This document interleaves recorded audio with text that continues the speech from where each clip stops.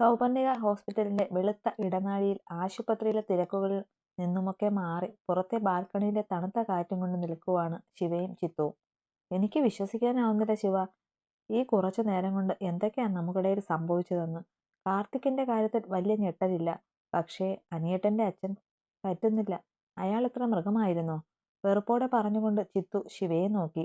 ഇപ്പോ എനിക്ക് ഉറപ്പുണ്ട് ശിവ, അനിയേട്ടനുമായുള്ള എന്റെ അടുപ്പം വേണ്ടെന്ന് വെക്കണം എന്ന് പറഞ്ഞ് അന്ന് കുറെ ആളുകൾ എന്റെ വീട്ടിൽ വന്ന് ഭീഷണിപ്പെടുത്തിയത് അത് അയാൾ പറഞ്ഞിട്ടാവും. അതങ്ങനെ തന്നെയാ ചിത്തു. മകൻ ഒന്നുമില്ലാത്തൊരു പെണ്ണിനെ ജീവിത പങ്കാളിയാക്കുന്നത് സഹിച്ചു കാണില്ല. സ്വത്തും പണവും കൊണ്ട് മഞ്ഞളിച്ചവർ എത്ര പേരുടെ ജീവിതമില്ലാതാക്കിയത്. മരണം അയാൾക്കൊക്കെ ചെറിയ ശിക്ഷയാ. മണ്ണടിഞ്ഞാലും അവനൊന്നും ഒരു നാൾ സമാധാനം കിട്ടില്ല. നീറുന്ന ദേഷ്യത്തിൽ ശിവ പറയുമ്പോൾ മാധവനോടുള്ള അടങ്ങാത്ത പകയും വെറുപ്പും ശിവയിൽ അപ്പോഴും തെളിഞ്ഞു നിന്നു. സ്നേഹയും ആനന്ദും, അതെന്താ ശരിക്കും ശിവേ? നമ്മളെന്താ അവരുടെ മരണമൊന്നും അറിയാതെ പോയത്? കാരണം അവരുടെ ബോഡി പുറത്ത് കിട്ടാത്തത് കൊണ്ട്. ശിവ ചിത്തുവിനെ നോക്കി. എനിക്കിപ്പോഴും ഓർമ്മയുണ്ട്. ഞാൻ നിന്നോട് മുമ്പ് പറഞ്ഞിട്ടില്ലേ, ഇടയ്ക്ക് സ്നേഹ എന്നെ വിളിച്ചിരുന്നു, കാർത്തികിനെ സൂക്ഷിക്കണം എന്നൊക്കെ പറഞ്ഞുവെന്ന്. അന്ന് ഇന്നേവരെ കാണാത്ത അത്രയും മയത്തിലും ഫ്രണ്ട്ലിയുമായി സ്നേഹ അന്ന് എന്നോട് സംസാരിച്ചത്. പിന്നെ വിളിക്കാം എന്നൊക്കെ പറഞ്ഞു, പക്ഷേ വിളിച്ചില്ല. ഈ കാർത്തികിന്റെയും മാധവന്റെയും കൂട്ടുകെട്ടും ഇവരുടെ ഇല്ലീഗൽ ബിസിനസ്സുമൊക്കെ ഒരിക്കൽ സ്നേഹയുടെ കണ്ണിൽപ്പെട്ടു. അതെന്നെ അറിയിക്കാനോ മറ്റോ ഒരുങ്ങിയപ്പോൾ ആവണം സ്നേഹയെ കാർത്തിക് അവളുടെ ബോഡി വരെ കടലിൽ ഡിസ്പോസ് ചെയ്തുവെന്ന്. ആനന്ദിന്റെ കാര്യവും അതുപോലൊക്കെ തന്നെയാ.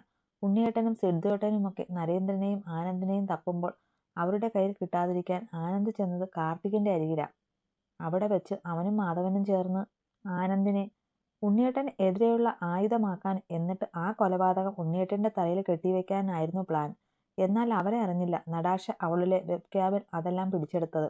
ആ വീഡിയോസിന്റെ പെൻഡ്രൈവ് ഉണ്ണിയേട്ടന് കൊടുക്കാൻ എന്നെ ഏൽപ്പിച്ചിട്ട് പോകുമ്പോഴാ ആ പാവത്തിനെയും അവര് ഒരു ദാക്ഷിണ്യവും കൂടാതെ ഇല്ലാതാക്കിയത്.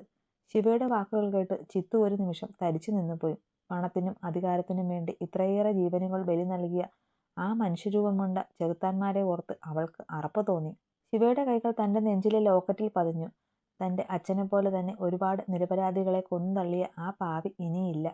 ആകാശത്തിലെ മിന്നുന്ന നക്ഷത്രങ്ങളെ നോക്കി അവൾ അതോർത്തതും ഒരു കുഞ്ഞു കാറ്റ് അവളെ തഴുകിപ്പോയി.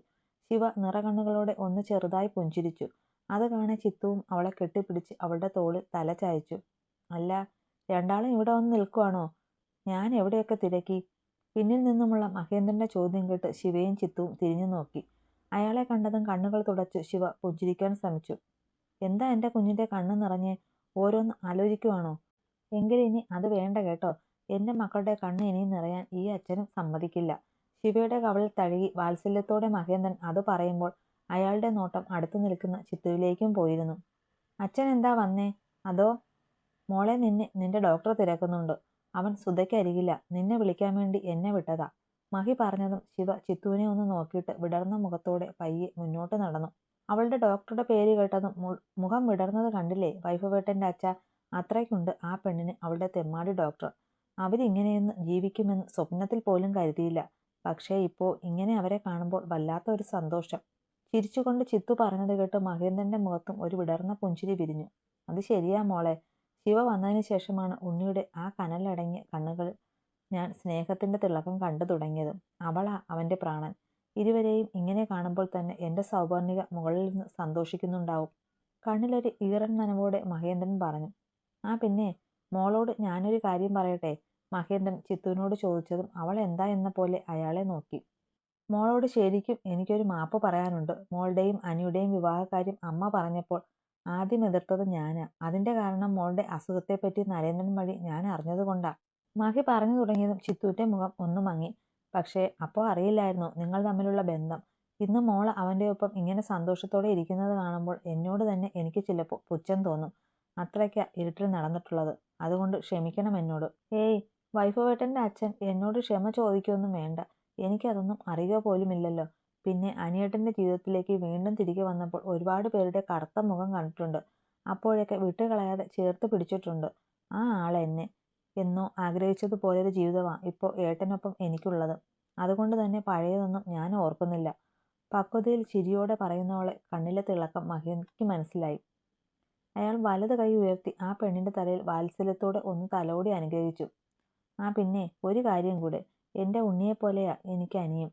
ഇപ്പോൾ എൻ്റെ ശിവമോൾക്ക് തുല്യ ചിത്തുമോളും. അതുകൊണ്ട് അവര് വിളിക്കും പോലെ മഹി അച്ഛാന്ന് വിളിക്കണമെന്നെ. അതാ അച്ഛനിഷ്ടം. തിരിഞ്ഞു പോകും മുന്നേ മഹി അത്രയും കൂടി പറഞ്ഞതും നിറഞ്ഞ പുഞ്ചിരിയോടെ തലയാട്ടി ചിത്തു. സൗദാമിനിയെ കിടത്തി റൂം തുറന്ന് അകത്തേക്ക് കയറിയതും ശിവ കണ്ടു. ബെഡിൽ കിടക്കുന്ന സൗദാമിനിയുടെ കയ്യിൽ പിടിച്ചു ആ കയ്യിൽ തലമുട്ടിച്ചിരിക്കുന്നവനെ. സൗദാമിനി അമ്മയുടെ മറുകൈ ആ മകന്റെ നെറുകയിൽ അരുമയോടെ തലോടുന്നുമുണ്ട്. ഓപ്പറേഷൻ കഴിഞ്ഞു അപകടനില മാറി മയക്കം വിട്ട് കണ്ണു തുറന്നതും സൗദാമിനി അമ്മ ആദ്യം അന്വേഷിച്ചത് ഉണ്ണിയേട്ടനെയാണ്. ഹോസ്പിറ്റലിൽ വന്നതും കാര്യം അറിഞ്ഞപ്പോൾ മറുത്തൊന്നും പറയാതെ അമ്മയെ കാണാൻ കയറി. അറിയാമായിരുന്നു ഇതിങ്ങനെ ആവുമെന്ന്. ആ അമ്മയെ പറ്റിയുള്ള ആളുടെ ഉള്ളിലെ നീറ്റലൊക്കെ സത്യമറിഞ്ഞപ്പോൾ മറഞ്ഞതാണ്. വാതിൽ പതുക്കെ മുട്ടി വിളിച്ചു ശിവ അകത്തേക്ക് കയറി. മകന്റെ തലയിൽ തലോടിക്കൊണ്ടിരുന്ന സൗദാമിനി പതുക്കെ ചിരിച്ചുകൊണ്ട് ശിവയെ നോക്കി. ആ മുഖത്തിപ്പോൾ വല്ലാത്തൊരു പ്രകാശമുണ്ട്. ശിവയെ കണ്ടതും ചിരിയോടെ തലയാട്ടി അടുത്തേക്ക് വിളിച്ചു സുധ. അവൾ പതിയെ ചെന്ന് സൗദാമിനിക്ക് മറുവശം ഇരുന്നു. പെണ്ണിന്റെ വരവറിഞ്ഞതും തലപൊക്കി നോക്കി വൈഭവ്. സൗദാമിനിയുമായി പയ്യെ സംസാരിക്കുകയാണെങ്കിലും ആ ഉണ്ടക്കണ്ണുകളുടെ നോട്ടം ഇടയ്ക്കിടയ്ക്ക് അവനിലേക്ക് വീഴുന്നത് കണ്ട് ചെക്കനൊന്ന് ചിരിച്ചു. അപ്പോഴാണ് മഹേന്ദ്രനും കയറി വന്നത്. അയാൾ തന്റെ കയ്യിലെ പൊതിഞ്ഞു പിടിച്ച ആഭരണങ്ങൾ ബെഡിനോട് ചേർത്തിട്ടിരിക്കുന്ന ടേബിളിലായി വെച്ചു. അതിലേക്ക് കൈയെത്തിക്കുന്ന സൗദാമിനിയെ കാണെ വൈഭവ് കൈയെത്തിച്ച് ആ പൊതിയെടുത്ത് അവർക്ക് നേരെ നീട്ടി. ഒരു ചെറു ചിരിയോടെ ആ പൊതിയിൽ ആകെ ഉണ്ടായിരുന്ന വള കയ്യിലെടുത്ത് സുധ. മിഴികൾ ചെറുതായി നിറഞ്ഞു തുടങ്ങിയതും അവ തടയാൻ നിൽക്കാതെ അവളുടെ നോട്ടം ശിവയിലേക്കായി. സൗദാമിനിയുടെ നോട്ടത്തിന്റെ അർത്ഥം മനസ്സിലായ പോലെ ശിവയുടെ മിഴികൾ തന്റെ ഡോക്ടറിലേക്ക് നീണ്ടു. പെണ്ണിന്റെ നോട്ടം കണ്ട വൈഭവന് ശരിക്കും ചിരിയാണ് വന്നത്. തന്നിൽ നിന്നും ഒരു നോ ആയിരിക്കില്ലേ എന്നാണ് ഈ നിമിഷം പെണ്ണിന്റെ ഉള്ളിൽ. ചെറുചിരിയോടെ കണ്ണുകൾ ചിമ്മി സമ്മതം അറിയിക്കും വരെ പെണ്ണിന്റെ കണ്ണിൽ പ്രതീക്ഷയാണ്. ഞാനല്ല, ചേച്ചി തന്നെ തരുന്നതാണെന്ന് ഓർക്കണം. മനസ്സ് നിറഞ്ഞ സന്തോഷത്തോടെ പറഞ്ഞുകൊണ്ട് സൗദാമിനി തന്റെ കയ്യിലെ വള ശിവയുടെ കയ്യിലേക്കിട്ടു. ഇന്നോളം അറിയാതെ പോയ വികാരം ആ അമ്മയുടെ ഹൃദയം നിറച്ചു. വൈഭവും മഹേന്ദ്രനും ആ നിമിഷത്തെ പുഞ്ചിരിയോടെ നോക്കി. മകന്റെ മുഖത്ത് നിന്ന് കണ്ണെടുക്കാതെ നോക്കി നിന്ന മഹിക്ക് ഒന്ന് അവനെ ചേർത്ത് പിടിക്കാൻ തോന്നി. എങ്കിലും അവന്റെ കണ്ണിലെ ഇന്നത്തെ ആ പുതിയ പ്രകാശം അത് കണ്ട് അയാൾ തൃപ്തനായി നിന്നു. അങ്ങനെ മുറിവുകളും വേദനകളും പതുക്കെ മായ്ച്ചു. ദിവസങ്ങൾ ആരെയും കാത്തു നിൽക്കാതെ മുന്നോട്ട് ഒഴുകിപ്പോയി. 8 മാസങ്ങൾക്ക് ശേഷം മാണിക്യമംഗലം തറവാട്ടിൽ പഴയ പ്രതാപിയായ ശേഖരവർമ്മ ഇല്ലെങ്കിലും സന്തോഷത്തിന്റെ പുതിയ നിറങ്ങൾ അവിടെ ഉണ്ട്. മാധവനെ കൊന്ന കുറ്റം ശേഖരവർമ്മ സ്വയം ഏറ്റെടുത്തു ശിക്ഷ വാങ്ങി. കാർത്തികിന്റെ മരണം ആ രാത്രി തന്നെ സ്ഥിരീകരിച്ചിരുന്നു. കൂട്ടുകക്ഷികളായ മാധവനും കാർത്തികും തമ്മിലുണ്ടായ വാക്കുതർക്കത്തിൽ കാർത്തിക് കൊല്ലപ്പെടുകയും അതിന് സാക്ഷ്യം വഹിച്ച ശേഖരവർമ്മ മകനെ കൊലപ്പെടുത്തി എന്നാണ് പുറം ലോകം അവരുടെ മരണവാർത്ത അറിഞ്ഞത്. കൂടെ കാർത്തികിന്റെ വില്ല സീസ് ചെയ്തപ്പോൾ അവിടുത്തെ ഫ്രിഡ്ജിൽ ആനന്ദിന്റെ ബോഡി ഉണ്ടായിരുന്നു. അവരുടെ മേലുള്ള കുറ്റത്തിന്റെ എണ്ണം കൂട്ടാനും നരേന്ദ്രന് ജീവപര്യന്തം ശിക്ഷ വാങ്ങിക്കാനും മീരയ്ക്ക് ജാമ്യമില്ലാ കുറ്റം ചുമത്തി അഴിയെണ്ണിക്കാനുമൊക്കെ അതൊക്കെ തന്നെ ധാരാളമായിരുന്നു. ഒരു നല്ല വക്കീലിനെ വെച്ച് കേസ് നടത്തുന്നതിന്റെ കാര്യങ്ങൾ മഹി ചെയ്യാമെന്ന് പറഞ്ഞെങ്കിലും ശേഖരൻ അത് വിലക്കി. ഒരു തരത്തിൽ മകളോട് ചെയ്തുപോയ അപരാധത്തിന്റെ ശിക്ഷ അയാൾ സ്വയം ഏറ്റെടുക്കുകയായിരുന്നു.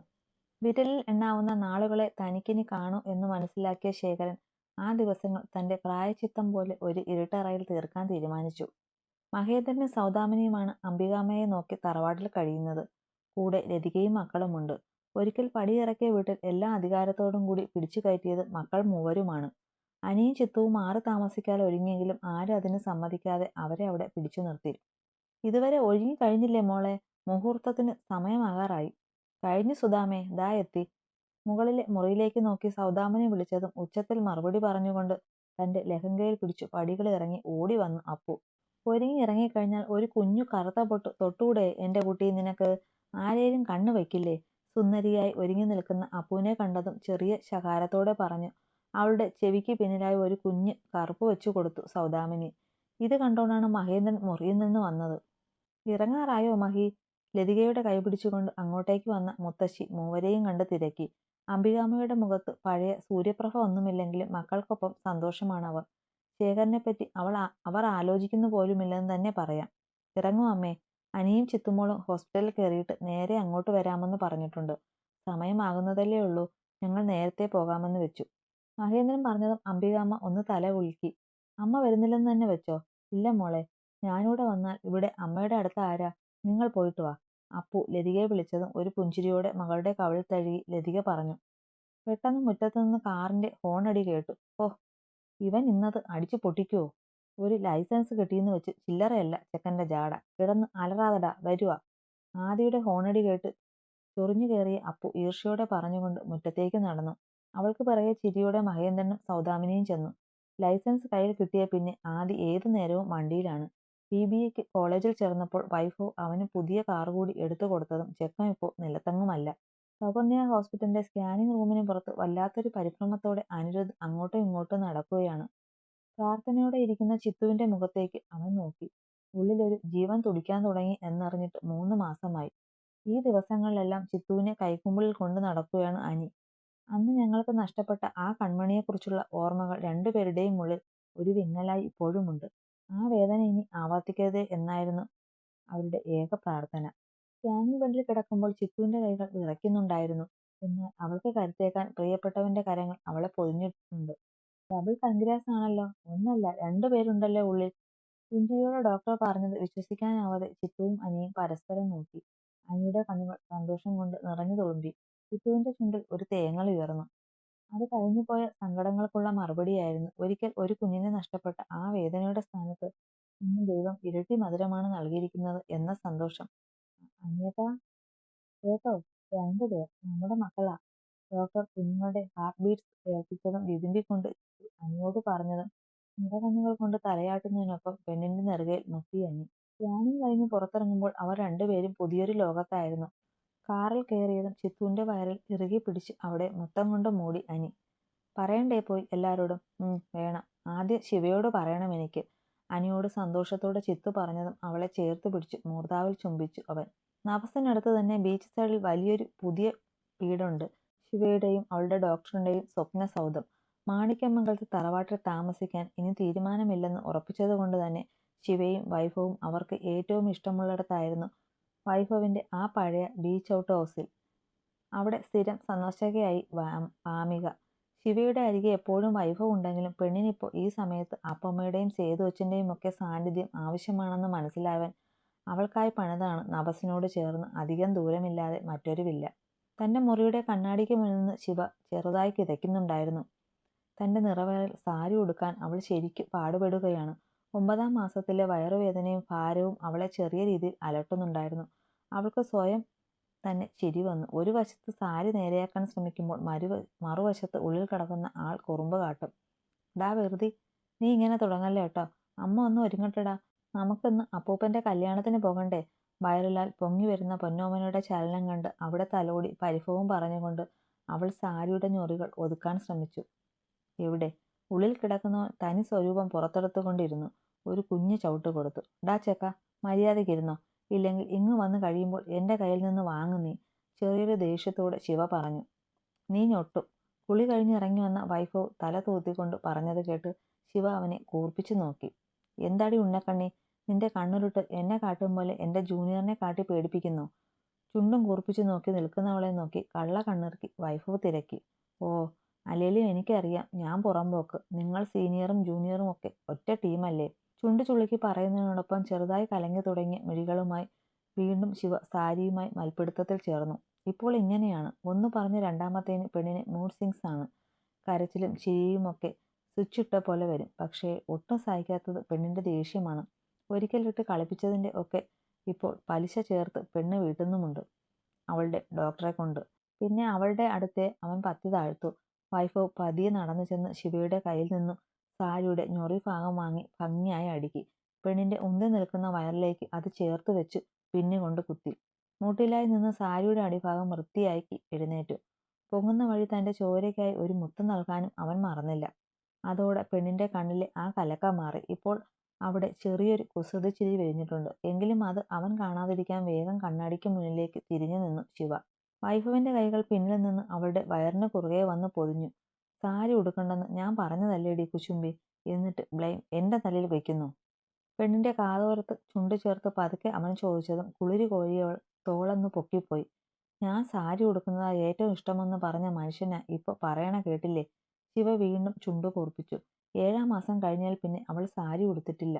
മുട്ടിന് താഴെ നിൽക്കുന്ന ലൂസായ മെറ്റേണിറ്റി ഡ്രസ്സാണ് ഇടുന്നത്. പെണ്ണിന്റെ കംഫർട്ട് നോക്കി അത് അങ്ങനെ മതിയെന്നാക്കിയതും വൈഭവ് തന്നെയാണ്. ഇഷ്ടക്കുറവ് കൊണ്ടൊന്നുമല്ല ആമേ. ഈ സമയത്ത് കംഫർട്ടായി ഡ്രസ്സ് ചെയ്യുന്നത് നിന്റെ നല്ലതിനാ. പിന്നെ എനിക്കും സുഖം അങ്ങനത്തെ ഡ്രസ്സാ. അതാകുമ്പോൾ അധികം പ്രയാസമില്ലാതെ അഴിക്കാമല്ലോ. അവളുടെ പിൻകഴുത്തിൽ ഒന്ന് ചെറുതായി കടിച്ചുകൊണ്ട് വൈഫ് പറഞ്ഞതും ശിവ ആകെ ചൂളിപ്പോയി.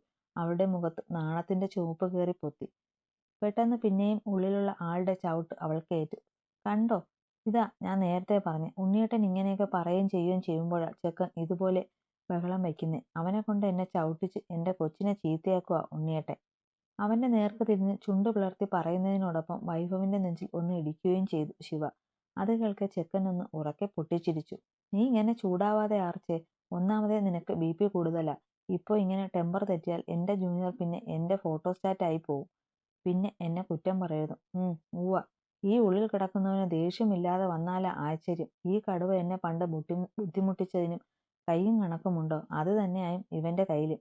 അതൊക്കെ നിന്നെ എനിക്ക് നഷ്ടപ്പെടാതിരിക്കാൻ ചെയ്തതല്ലേ പെണ്ണേ. നേരിയ മായ പോലെ ഒരിക്കൽ ഉള്ളിൽ കയറിയ ഈ പാതി മുഖത്തെ വീണ്ടും മുന്നിൽ കിട്ടിയപ്പോൾ എങ്ങനെയാടി ഞാൻ വിട്ടുകളയുന്നേ? അതല്ലേ ഇച്ചിരി നോവിപ്പിച്ചു ഞാൻ എന്നെ ആക്കിയത്. ശിവയെ തന്നിലേക്ക് ഒന്നുകൂടി ചേർത്ത് പിടിച്ചവൻ അത് പറഞ്ഞതും പെണ്ണിന്റെ കണ്ണുകൾ തിളങ്ങി. കണ്ടോ കണ്ടോ, ഉണ്ണിയേട്ടൻ ദേ വീണ്ടും പറഞ്ഞു, കോളേജിൽ വെച്ച് കാണും മുന്നേ എന്നെ കണ്ടിട്ടുണ്ടെന്ന്. പറ പറ, അതെവിടെയാ? അവന്റെ നാവിൽ നിന്ന് വീണ വാക്കിൽ കയറി പിടിച്ച് കണ്ണുകൾ വിടർത്തി ആവേശത്തോടെ ശിവ ചോദിച്ചു. അത് കേൾക്കെ വൈഭവിന്റെ ചുണ്ടിൽ കുസൃതി കയറി.